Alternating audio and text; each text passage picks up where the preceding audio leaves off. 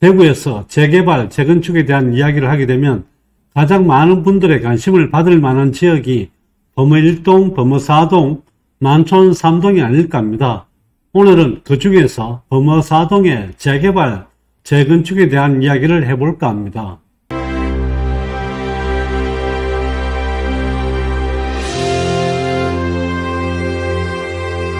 범어 4동에서 그나마 지금 진행이 많이 된 곳이 경남타운입니다. 조합 설립 인가가 나와 있는 상황입니다. 다른 구역은 거의 대부분 정비구역으로 지정만 되어 있는 상황입니다.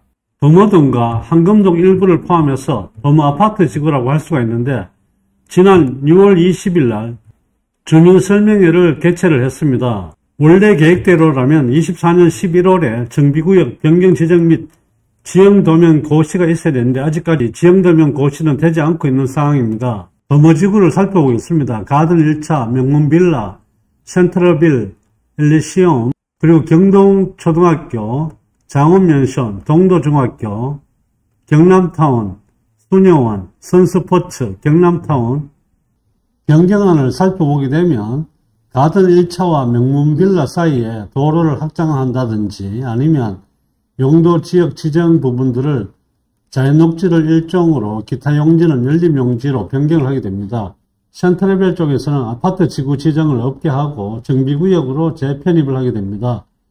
가든 2차와 가든 3차 경남타운 쪽에 도로를 확장하는 계획들이 들어가 있습니다. 밀도 규제 내용을 살펴보시게 되면 세대수 증가 비율에 따라서 용적률이 달라지게 됩니다. 10% 이하일 경우에는 250%, 10% 초과 20% 이하일 경우에는 용적률이 240, 20% 초과 30% 이하일 경우에는 용적률이 230%, 30%를 초과하게 되면 용적률이 220%가 되겠습니다.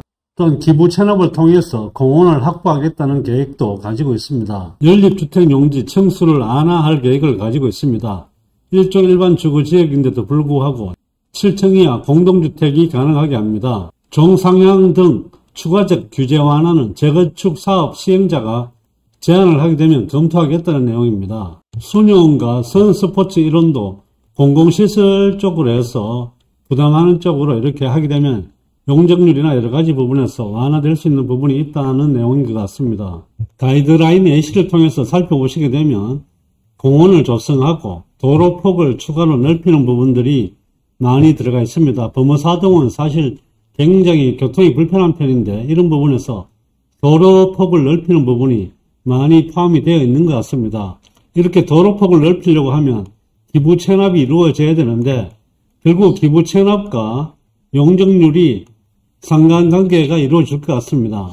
지형도면이 원래 계획이면 11월에 나오게 되는데 아직까지 11월이 끝나지 않았기 때문에 조금 더 기다려 봐야 할 것 같습니다. 지형도면이 나오게 되면 어느 정도 범어 4동에 대한 재개발, 재건축에 대한 윤곽이 나올 것 같습니다.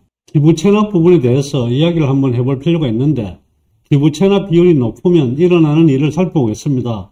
기부 체납이 높아지게 되면 개발 이익이 적어지게 됩니다. 일정한 부지가 정해져 있는 상황이고 조합원 수도 정해져 있는 상황에서 기부 체납을 많이 하게 되면 면적이 똑같은 상황에서 아파트를 지을 수 있는 면적이 줄어들 수밖에 없습니다. 조합원 수는 줄일 수 없기 때문에 결과적으로 일반 분양 물건을 줄일 수밖에 없는데 이렇게 되면 조합원들의 추가 분담금이 더 늘어날 수밖에 없을 것 같습니다. 참고로 재건축과 재개발의 차이점을 간단하게 살펴보겠습니다. 재건축이나 재개발은 근거법령은 도시 및 주거환경정비법을 적용을 받게 됩니다. 재건축은 정비 기반 시설이 양호한 지역에서 재건축이 이루어지게 되고 재개발은 정비 기반 시설이 열악한 지역에서 이루어지게 됩니다.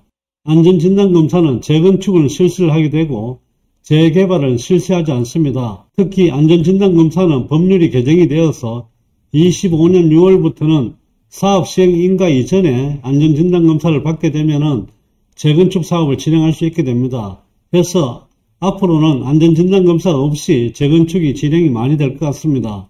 조합원 조건을 살펴보시게 되면 구역 내 소재한 건축물 및 부속 토지를 동시에 소유해야 됩니다. 재개발은 구역 내 소재한 토지 또는 건축물을 별도로 소유해도 조합원 자격이 됩니다. 지상권자도 가능합니다.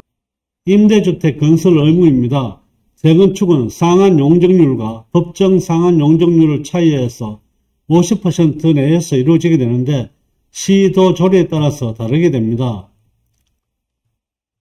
재개발은 전체 세대수의 15% 이상 임대주택 건설 의무가 있습니다. 앞에서 말한 상한 용적률과 법정 상한 용적률에 대해서 알아보면 상한 용적률은 토지를 공원, 광장, 도로 등의 공공시설로 기부 체납하는 경우 추가로 부여되는 용적률이 상한 용적률이 되겠습니다.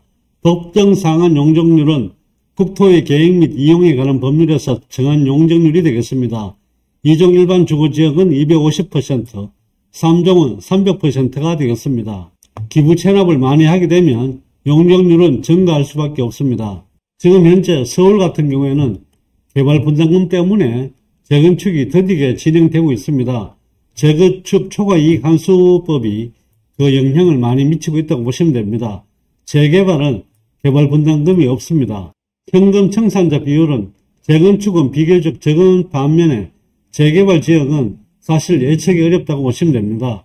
주거이전비 및 영업보상비입니다. 재건축은 해당 사항이 없고 재개발은 주거이전비와 영업보상비를 지급을 해야 됩니다.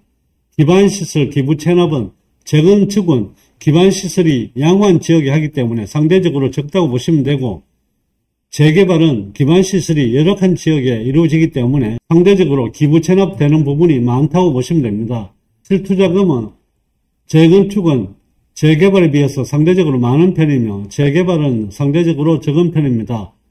투자 수익 예측은 재건축은 어느 정도 예측이 가능한 반면 재개발은 기부 체납 등 여러가지 조건이 있어서 상대적으로 예측이 어렵습니다.